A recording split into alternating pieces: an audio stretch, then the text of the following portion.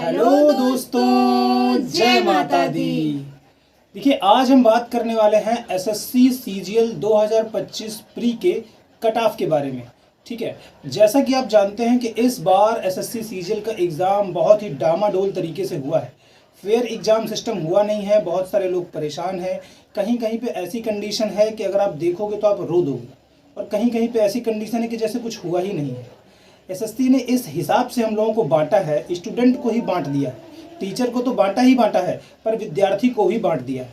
जिसका एग्ज़ाम अच्छा हुआ है वो शांत है, वो कुछ नहीं बोल रहा है, लेकिन जिसका एग्ज़ाम खराब हुआ है, जिसके सेंटर पर धांधली हुई है, जिसके माउस में, जिसके सर्वर में प्रॉब्लम हुई है, वो बेचारा रो रहा है। बहरहाल, आज हम बात करने वाले हैं एसएससी सीजीएल के कट ऑफ के बारे में। देखिए, एक आपको एक पर्टिकुलर एक नंबर में दूंगा, आप उस नंबर पर अगर उस नंबर तक आप पहुंच पा रहे हैं तो आप अपने आप को सेफ समझ सकते हैं कि हाँ, यहाँ पर मैं पहुंचूंगा तो मैं सेफ हूँ। और अगर आप उस नंबर के से +-2 पे भी हैं तो आप अपने आप को सेफ समझ सकते हैं। ठीक है, तो एक पर्टिकुलर जो नंबर है वो है 145 से लेकर के 150। ये आपका नंबर एसएससी सीजीएल 2025 के प्री का नंबर है। अगर आपके प्री में एडिक्विटी पैटर्न में 145 से 150 के बीच में या फिर 150 से ज़्यादा नंबर आते हैं तो you are in the safe zone. आप ये समझिए कि आप बहुत ही सही जगह पर लाई करते हो और आपको अब अपनी मेंस की तैयारी शुरू कर देनी चाहिए। इधर उधर भटकने से कोई मतलब नहीं। ठीक है, अब देखते हैं कि क्या जो मैंने नंबर बताया है, क्या बिट्टी उससे सेटिस्फाइड है या बिट्टी का क्या ओपिनियन है, वो क्या सोचती है। तो जैसा कि हम दोनों ही एग्ज़ाम दे आए हैं, बहुत सारे बच्चे भी एग्ज़ाम दे के आ चुके हैं। एडुकेटिव को एकदम हवा बना दिया था कि ऐसा एग्ज़ाम पैटर्न आएगा, वैसा एग्ज़ाम पैटर्न आएगा, जो कि लाजमी था। सिलेक्शन पोस्ट में जैसा पैटर्न देखने को मिला उस हिसाब से सब ने अपने मॉक डिज़ाइन किए थे। तो उसमें 120, 125 मार्क टेस्ट स्कोर आ रहा था, तो उससे सब कोई सेटिस्फाइड था कि हाँ, इतना ही कट ऑफ जाने वाली है।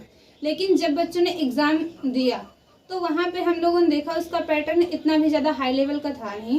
रीजनिंग उसमें बिल्कुल ही, जैसे हम लोग रिव्यू दे चुके हैं, रीजनिंग तो ऐसी थी जैसे 10th लेवल का कोई एग्ज़ाम हो रहा है।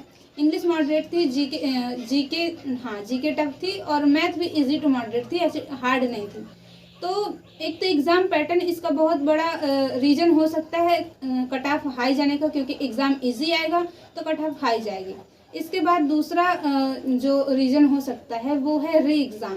जैसे कि हम लोग जानते हैं कि बहुत सारे बच्चों के एग्ज़ाम कैंसिल हुए हैं, उनको रिकंडक्ट करवाया गया है। जैसे कि 28 अक्टूबर शायद है डेट, इससे पहले पहले सारे बच्चों के एग्ज़ाम हो जाने हैं।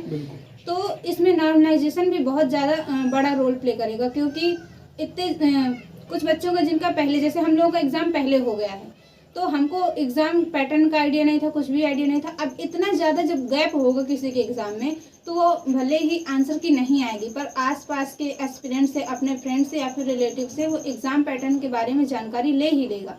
तो उसको इस चीज़ का बहुत नॉलेज होगा और उसको इस चीज़ से बहुत ही ज़्यादा प्रॉफिट मिलेगा। तो फर्स्ट है कि एग्ज़ाम पैटर्न, सेकेंड है री एग्ज़ाम एंड नॉर्मलाइजेशन। तो इस वजह से कट ऑफ 145 से 150 चली जाएगी, इसमें कोई भी दौर नहीं है। और जब जाएगी तो इसमें कोई भी अचंभव की बात नहीं है कि क्या हो गया है। तो बिट्टी की आपने बात सुन ली है, और जो भी मैंने आपको बताया वो भी एकदम ऑथेंटिक चीज़ हम दोनों ने आपको बताई है। री एग्ज़ाम इतना बड़ा रोल प्ले करेगा कट ऑफ को राइज करने में कि मैं आपको क्या बताऊँ। री एग्ज़ाम होगा तो बच्चों को पैटर्न तो पता चल ही चुका है कि कैसे क्वेश्चन आते हैं, कैसे क्वेश्चन नहीं आते हैं।